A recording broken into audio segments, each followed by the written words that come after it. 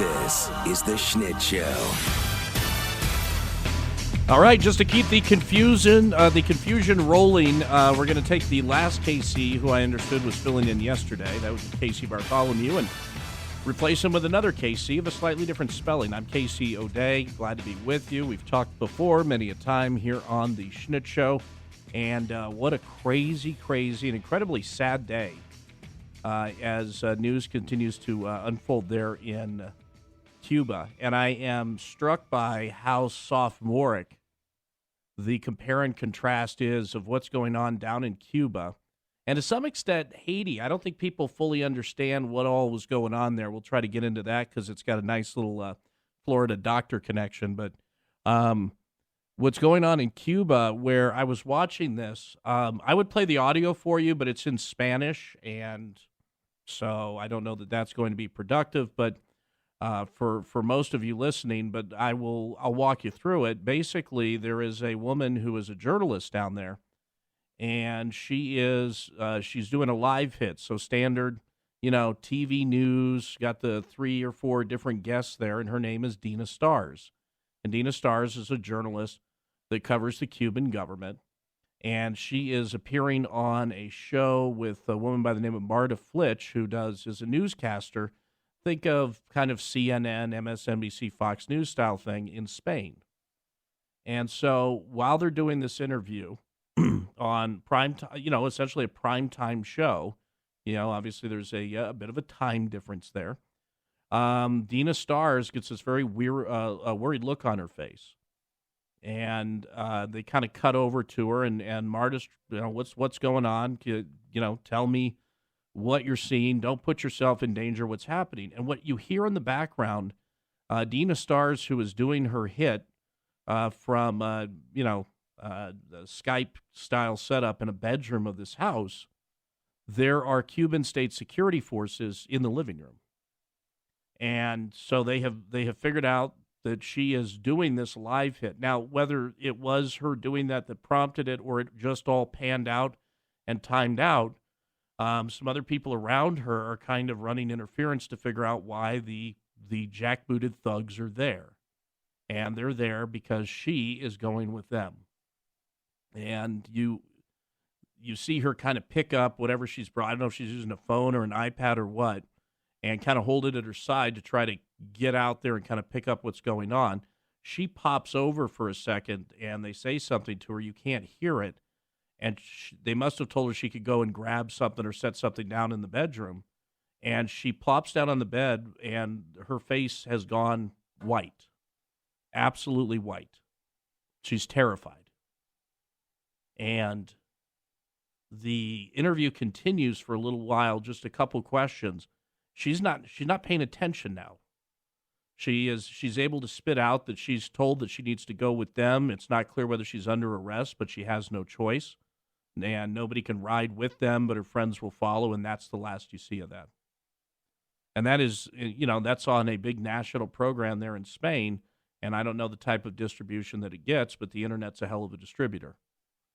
And so that video's out there. And this after days of people taking to the streets there in Cuba to protest, raise awareness for COVID-19. The narrative initially utilized by the State Department, Twitter, in their descriptions for trending topics, and the New York Times to bring awareness to COVID-19, which is a bit of a cop-out. No, it's a giant cop-out, and obviously it's so bad that they've had to backpedal off of it. And that's kind of been... I don't even want to go pure politics on this, but unfortunately, I'm going to have to compare and contrast the fact that a bunch of Texas Democrats are in Washington, D.C., having kumbaya sing-alongs, tweeting salad pictures, and talking about how oppressed they are. Meanwhile, they just scooped this woman up in the middle of a TV news interview and took her. Where? Just want to ask her a few questions, I'm sure. And she's not alone. There are multiple other journalists now who have been beaten by security forces. You see, once again, the fact that the Cuban people were told something and promised something, and it quite frankly is not coming to pass. Meanwhile, their relatives and Cuban Americans are taking to the streets. Where they had a protest in the Tampa area. I guess they currently have occupied, about 100 people have occupied the Palmetto Expressway in Miami. So that's a traffic nightmare on top of a traffic nightmare, but it's not getting the attention it deserves. Now, Jen Psaki, during her presser yesterday, I will give her credit for attempting to at least partially come correct on this. Because remember, initially the State Department's position was people in Cuba were in the streets because they didn't feel their government was helping them enough with the COVID-19, and they wanted to raise awareness that it needs to happen. When in reality, they're not running around talking about COVID. They're not waving American flags because of COVID. They're not sitting there and chanting Libertad because of COVID. And even though it's described by Psaki as, well, they're saying freedom. Well, they're saying more than that. They're saying liberty, the pure translation, but they're meaning it from tyranny, which is the usage that's being provided by the Cuban people down there. It's heart-wrenching to sit there and watch it. Here is Jen Psaki. Let's do cut 3, and this is her, again, kind of somewhat almost getting it right. Cut 3. I can't hear it. All right. Well, we'll have to get that fixed because I'm not hearing it. But the point is that Psaki will kind of partially admit. All right, are we ready now? All right, here we go. Cut 3. Jen, just to follow up on Cuba, can you give us a sense of where the president's policy review on Cuba is right now? Do you anticipate making any changes, as Jonathan asked, and where do you see it going from here? Well, I will say first, and I meant to say this in response to Jonathan, but there's every indication that yesterday's protests were spontaneous expressions of people who are exhausted with the Cuban government's economic mismanagement and repression. And these are protests inspired by the harsh reality of everyday life. All right, and yes, I don't like the term economic mismanagement. I think it underwhelms what is a society where, a dictatorial society, where the monies are shared, but only shared among a select few at the very top. People are purged constantly in the sense that they're essentially removed from inner circles and booted out. Back in the day, they would get disappeared. They would throw artists and homosexuals in prisons. This was that Cuba. If you attempted to start a business, you couldn't do it. But meanwhile, Michael Moore could go and they'd take him over to a really nice looking hospital room. And so they would purely participate in the propaganda that went along with it. Well, living that existence, that day to day, the pictures of people attempting to go in, because you can go to Cuba a lot easier now. And, it's one thing in and around the quote-unquote tourist hotspots. It's another thing entirely when you walk into a grocery store, and it's not that they're out of everything. It's that they have 1,000 of one thing, which is a really weird thing. Because that just happens to be what was essentially appropriated or had the ability to get in because who knows? Proper bribes were paid and pick the reason. So what's going on down there is flippin' terrifying. Frankly, I feel like we need to take it very seriously. Do we have to do and act in the same way that we acted 5 years ago? No, maybe not. Maybe not. But ultimately, there has to be a recognition that there are consequences when you're talking about a piece of land that sits 90 miles from U.S. territory, that has a significant amount of people of Cuban descent, people in many cases who came over here on things that you wouldn't let your kid float around in a pool on. You can't ignore what's going on there for the same reason you can't ignore what's going on in Haiti. There are ramifications. And by the way, I'm not one of these guys who thinks there should be a military base in every country, but I recognize the reality that if something's going, it's like you're sitting at a bar, right? And 2 stools down, a couple jackasses are getting ready. They're puffing chests and get ready to do anything. Is that your problem? Not necessarily. Could that impact you? Yeah, it might. So, look, I don't know what the answer is, but I know that we need to not turn this into politics. We need to not be CBS. So yes, that's right, CBS, who's figured out the reason that all of this is going on. Can we get cut two, please? On Cuban television, Díaz-Canel blamed the protest on the U.S. and its trade embargo for a severe impact on Cuba's recent economic downturn. The Trump administration passed many more regulations, many more sanctions against it, which basically has cut off all income coming into Cuba. Portia Siegelbaum is a CBS News producer based in Cuba. I think the Biden administration, he at least said at the beginning he was going to review this policy and make changes, but nothing has happened. This is a woman who not only works for CBS, who lives there, who should be able to run circles in school, any journalist here in the United States, who lives there and has decided that the 4 years of Donald Trump are the wound from which the Cuban people are suffering right now. That's absurd. You can make an argument against sanctions. You can make an argument against embargoes. But to sit there and decide that the most significant contributing factor is because Donald Trump took a harder line approach that was consistent with every other president before him, save the last year of the Barack Obama administration. And you say that with a straight face while down the street one of your brethren is being disappeared from her house. That's incredible to me.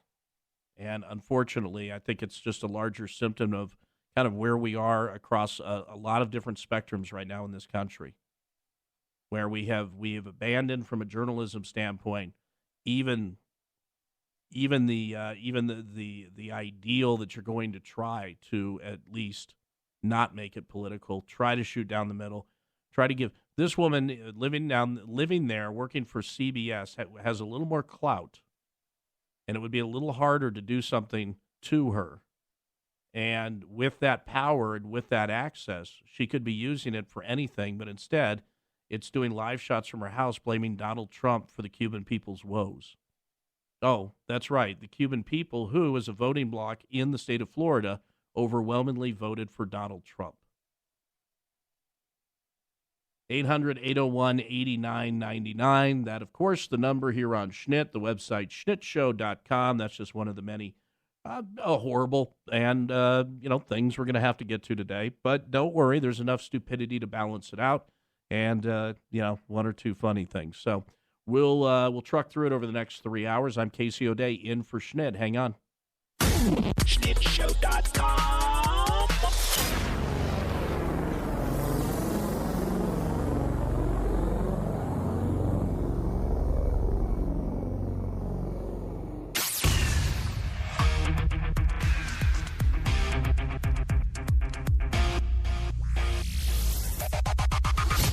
Schnitt Show. Yeah, I have to admit, though, just leading up to filling in here on the Schnitt Show, by the way, glad to be hanging out with you, Casey O'Day, in 800-801-8999.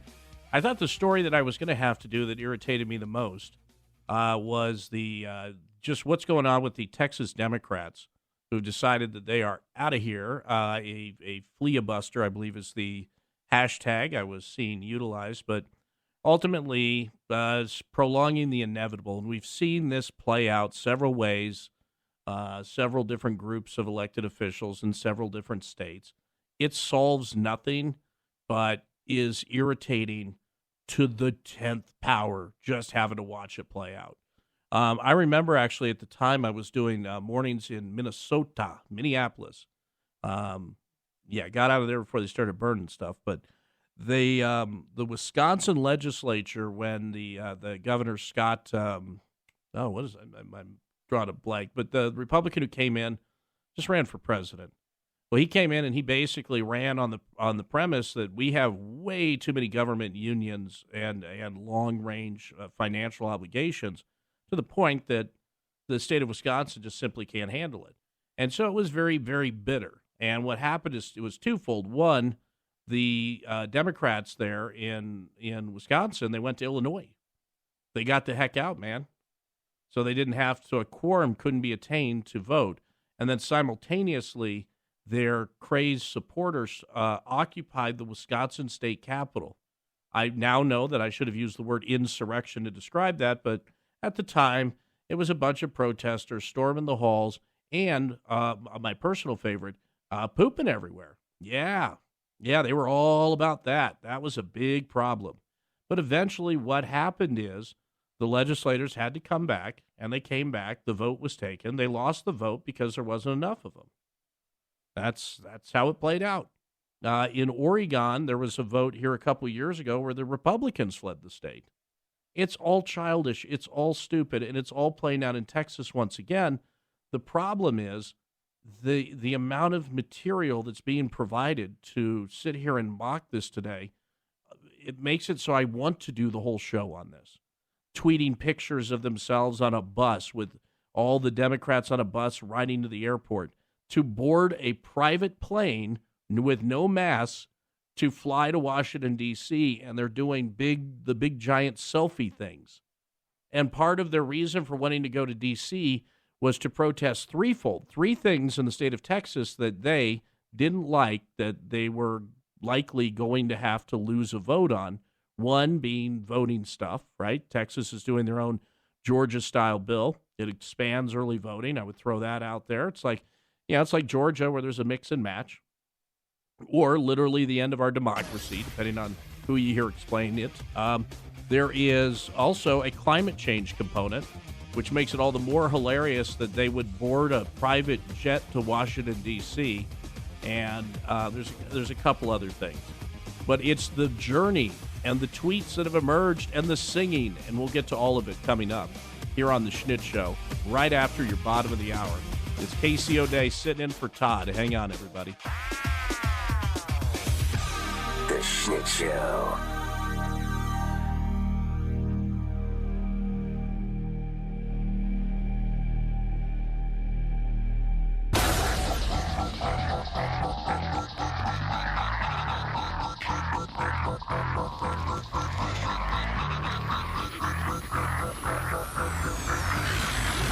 Click on the Schnitt list every day at schnittshow.com.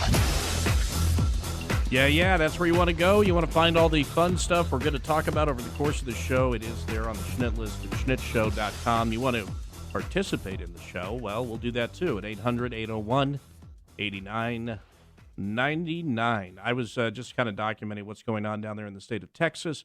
And it's not that we haven't seen one of these before. Inevitably, it's about fundraising. It's about, just the worst, in my opinion, just the worst parts of politics. And as I pointed out, it's not simply a Democratic operation. I can remember one GOP legislative collective doing this. They did that in the state of Oregon. And, the thing is, this is not about a filibuster. People are misunderstanding that. This is about whatever rules exist to get a quorum. So this is not about where you think the rules are unfair while they're being played. It's that you aren't going to allow the game to begin. And so when that's the mindset that you're in, it's nothing but partisan hackery. From the pictures of them on the bus, all smiling, no masks, to them on a private plane flying to Washington, D.C. to hold press conferences and talk about climate change after getting off their private plane, to talk about voting stuff, to talk about the insurrection at the border, which is the way in which their leadership described the idea of Governor Greg Abbott down there, simply saying, yeah, other states, if you want to send National Guard down here, we'll be happy to, put them to work, securing the border, because even though you're not on the border, impacts for you as well. The Democrats down in Texas cannot like this stuff all they want, but the idea that you're not going to allow this to move forward just makes you look really, really, really bad. And as a result, here is the next step in the Kabuki theater. The remaining members, and I guess they can do this without needing a quorum because it's a rules thing. I don't know. The whole thing just irritates me. They have decided that that's fine. We'll go ahead and play that game. And they took a vote. Here is the Texas GOP, and I think a handful of Democrats voting on what's going to happen if they don't come back and when they do come back. Cut number 5, please. Mr. Speakers, I move that the Sergeant at Arms or Officer officers appointed by him send for all absentees who in attendance is not excused for the purpose of securing and maintaining their absence under warrant of arrest if necessary. Members, you heard the motion, so turn to Dallas. There's a question of record vote. Clerk, ring the bell. That is them voting overwhelmingly All members vote. to implement. Yep, thank you. To implement the procedural side of it. The motion's adopted. And the procedural side calls for, if there is a problem, and remember, this is a special session. This is a special session that was called because they walked out of the first session. This one had stipulations and rules. The sergeant at arms then would be the enforcement body, and then they can go ahead and utilize whomever. Now, are they going to be at DFW or at Hobby or at Bush Intercontinental or one of the big airports in Texas, billy clubbing Democrats coming off planes? No. But what it does mean, though, is there are consequences. The problem is there are consequences which generally will be wink, wink, nodded away. The vote will eventually be taken. The fundraising will have been done. And, nothing will come of it other than wasting everyone who pays taxes in the state of Texas's time. Meanwhile, the Democrats stood in front of the U.S. Capitol and decided that they were going to have a sing-along, except they didn't bother to learn the words to the song We Will Overcome. And it's just as bad as you think it could possibly be.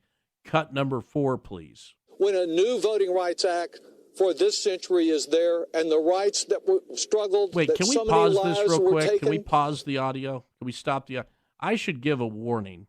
If you're driving right now and you're listening to, because we're going to get to the singing here in this audio, I want just make sure hands at 10 and 2, get a good line of sight, maybe pull over if you need to.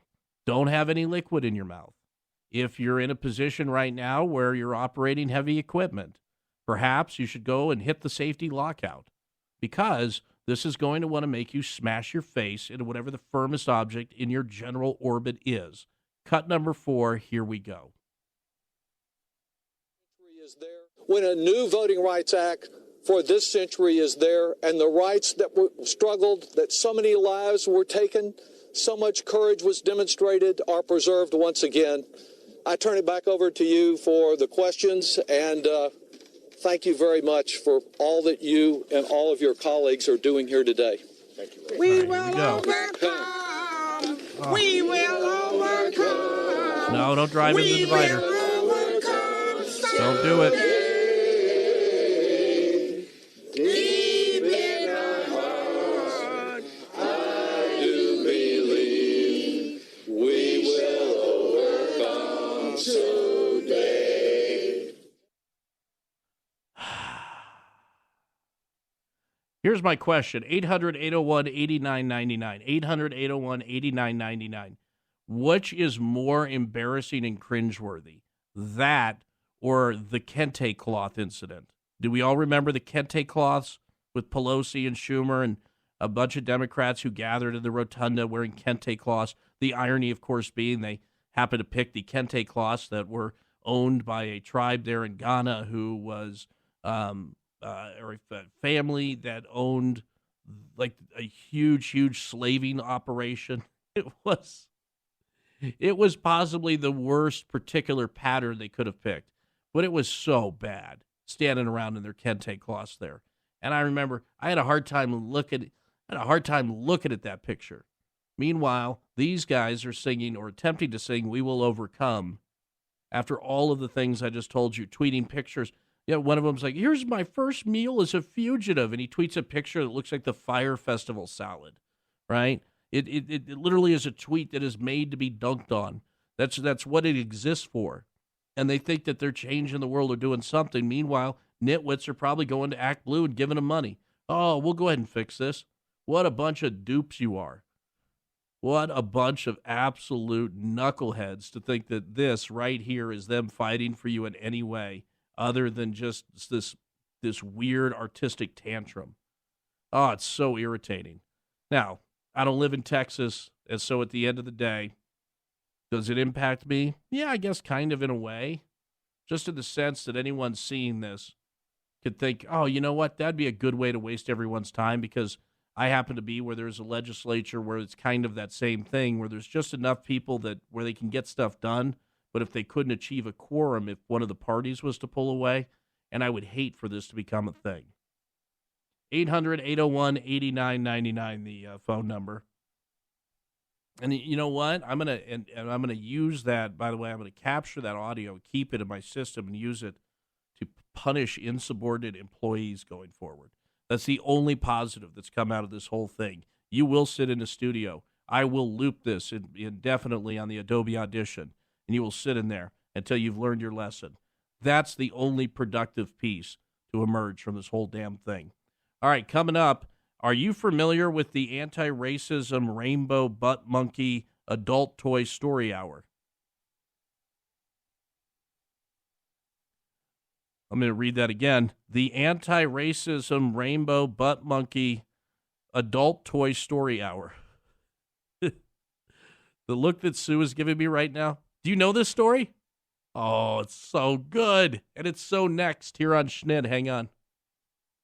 Schnitt Show.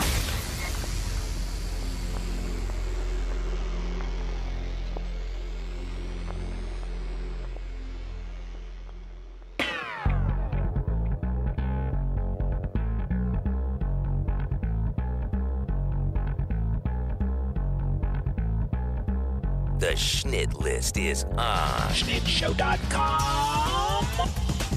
Really the best part of this whole story. And by the way, welcome back. Casey O'Day sitting in for Todd. He is hopefully not at a anti-racism rainbow butt monkey adult toy story hour. Hopefully he's found something else to spend his time doing. But here we sit on his behalf, and poor Sue had to Google all of those words, and now her computer's on fire. So let me save you the time and just direct you to the Schnitt List at schnittshow.com, where we'll give you a safe-ish link, I guess. So it's because it has to be seen to be believed. So you've heard of the drag queen story hour, that thing, and it got some press, obviously, because people were bothered. And a couple, and then once people are bothered, people who are not bothered are like, screw those people, we're going to do more of this. And so you had a lot of these drag queen story hour events, and they started happening at a lot of different libraries and bookstores and all of that. And here's what I'll say on any of that. From a library standpoint, that if there's public funding there, I understand that there's going to be people on both sides. If some bookstore wants to do it and you don't want your kid to see it, then don't go. Really simple. That being said, this thing lays waste to all of that. So, at this Redbridge Central Library hosted the Mandinga Arts Carnival Group in conjunction with their corporate partner, the World Wildlife Fund. Those would be the panda people who stole their letters back from Vince McMahon. And anyway, so they decided that they were going to put on this event, and the various troop members would be dressed as various animals. Still, none of this is a problem. Not at all. And even more modern interpretations of the animals, I don't think people are going to find that objectable. That being said, video emerged of the monkey. In this case, the monkey, one of the performers, is dressed in a rainbow monkey suit, where the backside has been removed so the butt protrudes, the nude behind, the nipples are exposed and they're cut out, and a giant adult toy is dangling between the legs of the monkey while it runs around and entertains the children, eventually going outside and running around and flopping around for motorists who had no idea what was going on, and I'm sure were thought they were on Quaaludes. I don't know. And this was part of the Summer Reading Challenge. The library says the purpose of the event was to provide caregivers with fun, family-friendly activities, maintain literacy levels, and create a safe space for children to connect with their peers.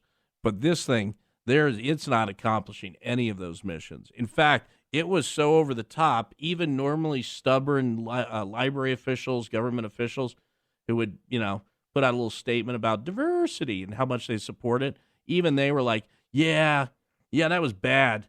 That was really bad. And then one lady tried to run the we're very sorry and we didn't know. We didn't see that. We didn't see that performer. That's why I want you to look at it, because the astronauts could see this performer from where they are right now on the space station. You can't miss this dude. If it is in fact a dude there, it's being portrayed as a monkey dude. So we'll go with that. Yeah, there's no way you didn't see that, especially running around inside and outside and everything else. And which also begs the question, if you're the World Wildlife Fund and you have that stupid panda as your stupid logo, why didn't you have a rainbow anti-racism? Hold on, I got to get the name right. Anti-racism butt panda. Oh, because you wanted the butt monkey thing. Got you. But, an anti-racism rainbow panda. So you can at least stick with the, the whole corporate tie-in right there. Wouldn't that be a lot easier? Especially since pandas just came off the endangered species list this weekend. Did you hear this? So we can eat them now. And I'm going to assume that they taste like the orange sauce, which would make me very happy. Think about what we have done as a people. What we have done as a people is take a creature who has, by every indication of its actions, its behavior, and its general mood and attitude over the last however many years, has been telling scientists and zookeepers, you know what? We don't want to be here, so we're going to do everything in our damn power to not be here. You get us an entire windowless roadside adult bookstore of porn, with panda, and some of the filthiest panda stuff you can find. Stuff with like safe words and weird panda swings. And you can sit here and you can try that, and we're still not going to procreate. That's a creature that is tapped out and wants out. And we took that thing from the precipice of extinction, and now the thing's not even endangered anymore. What hubris we have. What hubris. And if you do panda and manatee, is that a surf and turf zoo? I don't know the answer to that. But I threw that in because anytime you installed a manatee, I get a phone call on this show. So that's good. 800-801-8999. The phone number here on Schnitt, and the website, schnittshow.com, if you want to go see this crazy rainbow monkey thing. The only use I could see for this is if, you wanted to swat somebody on Twitch, but you didn't want to send the cops. Maybe you just hire this dude. I feel like he could make a lot of money, and it would be generally more amusing. But other than that, that costume has no business near children. That was just, how much can we get away with? It's absolutely absurd. And, frankly, I don't know why nobody's asked the World Wildlife Fund how they feel about it either. They seem to have somehow escaped any having to answer any questions as related to this story. All right, 800-801-8999. Coming up, I'll give you a little teaser on this, and then we'll dive a little deeper to kick off hour two. Did you guys do the woke Coke story? I have to go back and check the Schnitt list. Did you do the woke? This is great. So drug dealers are selling ethically sourced cocaine now for people who, they want to do a bunch of blow, but they want to make sure that it was ethically sourced, and they're willing to pay, according to the author here, in many cases up to 4 times as much money for ethically sourced cocaine. They want cocaine that was that was bought from families who are getting a fair wage or fair trade for their coca leaves, I guess. And that's the thing. So I don't know if you guys did that story, but yeah, that's absolutely amazing. And we're going to have to get into this Politico article, which, while woke cocaine's funny, this is not. This is a suggestion by the Democratic National Committee on additional screening to stop the misinformation surrounding COVID-19 from reaching consumers. And I know the term gets overused, positively Orwellian, but wait till you hear what they're promoting. And I just want to reiterate, this is not one moonbat idiot member of Congress saying something stupid. If it's that, that's one thing. Everyone else can pretend the other person didn't say it who's on their team. This is the Democratic National Committee that is the focus of this article and what they're asking Joe Biden and his administration to do. So buckle in, because this is going to scare the crap out of you. And it's coming up here in just a few minutes on Hour 2 of The Schnitt Show. We'll be right back. The Schnitt Show.